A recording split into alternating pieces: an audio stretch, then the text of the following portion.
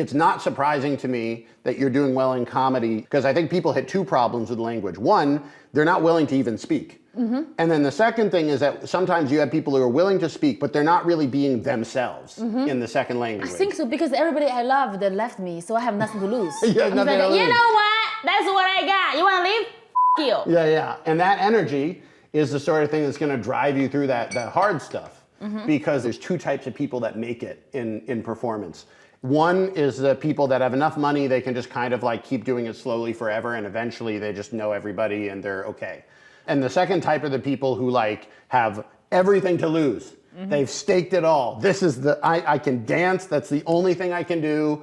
I have no backup plan. So what has it been like sort of seeing both the social media followers going up and getting into bigger clubs and being able to do your own shows and headlining it? What has that really changed in the way that you've like looked at things? I think my work ethic with my people skill both helped me.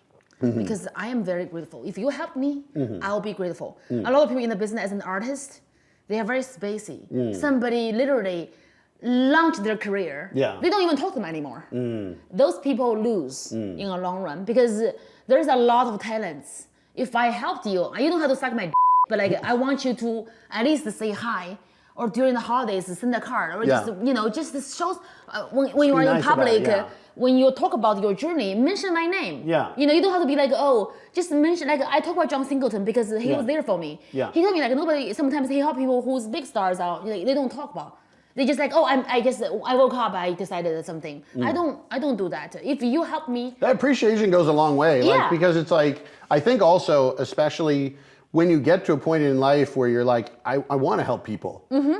Like, if you want to be able to help people, really all you're asking for is just for a thank you. Open the door, open the door. Thank you. Also, like, it's like, if for the people who are actually going to run and do it, like, he can open the door, he can't write your jokes. No. It has to be you doing the work. So it's like, it's actually kind of easy for people to, it's a lot easier than people might think to say, let me help you out, let me help you out. But you have to be the person who's going to like run through the wall.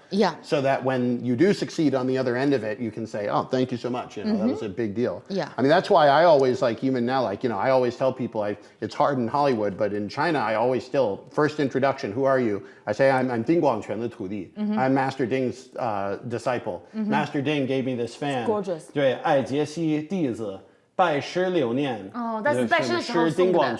So this is when I apprenticed to Master Ding, he wrote this calligraphy himself. Oh, beautiful. 弄月朝风. So 弄月 is like, joke the moon and satirize the wind. The idea as a comedian, you want to be able to talk about everything. 风月 风月之间都是内容，都是素材。 It's so beautiful. Yes, Jesse, I really felt like, it goes a long way to show your appreciation. Like, for example, like I'm some people who kind of encouraged me even. I always remember the act of kindness, because the world is very cruel. And one of the, I don't want to be a but I think I'm very smart. You could be smart without being a people just don't respect my intelligence because I have an accent. They were like, oh, she's a massage whore.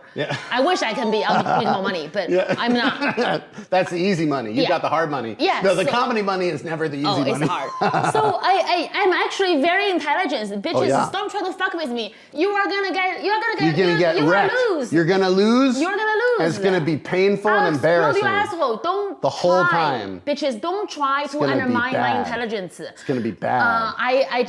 I'm smart because I realized that because I rise so fast in Los Angeles. Doesn't matter what I'm doing. Like I can be a regular at Love Factory. But it just you got to figure out. You're at a point where actually, like a lot of people here, they chase what they think they're supposed to want. But then if you actually get to a point where you start to get stuff, then you actually need to realize like, oh, I need to actually know what I want. I can't just like blindly do stuff. And that was one of the things that I saw in China was like you would have people that they're like, I want to be on this big show, and then they'd get it, and then they basically just work for a talent company, and then they just do KFC commercials.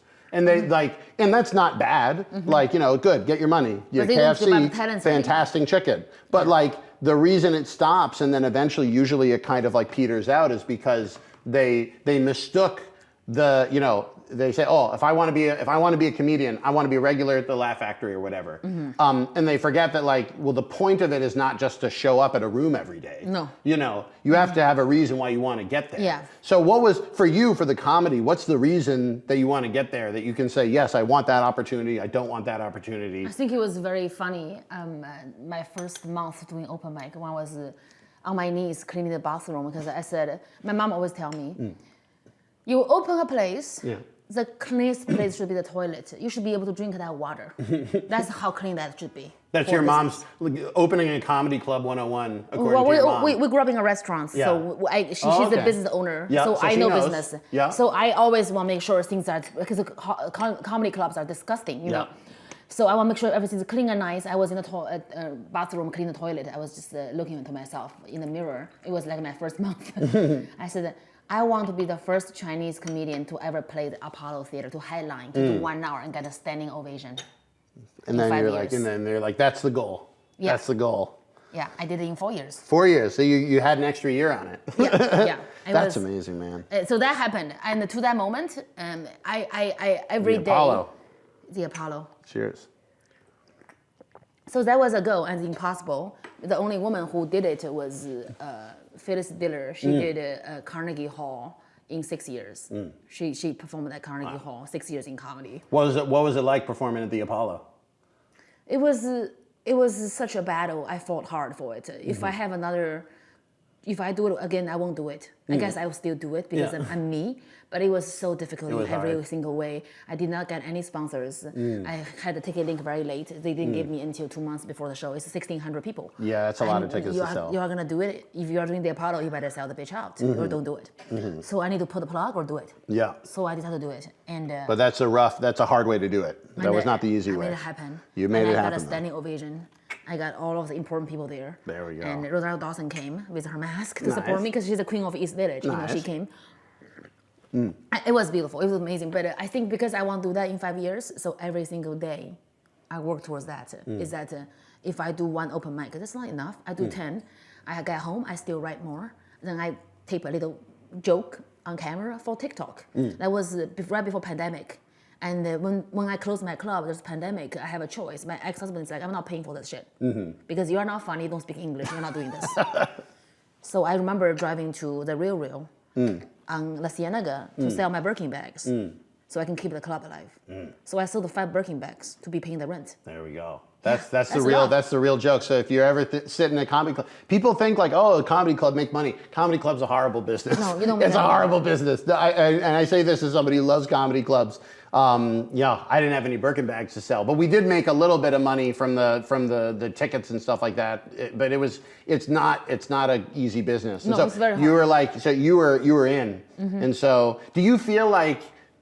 I mean, I'm sure you wouldn't have rather sold those bags, but like, do you feel like making the sale and you're like, I sold it, I'm in, you know, I'm committed. Yeah, I didn't care about the bags. You didn't care about the bags. I'll sell my kids if I had to. I'm kidding. I'm doing that so I can give them a good life. That is good. Yeah. So I sold the bags and I realized that I would never get respect in Los Angeles because people see me starting up here. People remember it was yesterday I was open micing. They don't believe because nobody has ever done this. Nobody has becoming a national headliner in 2 years, 3 years. You don't. That's not the way it works. Sell tickets. But also the world is different now, and that's because of the internet.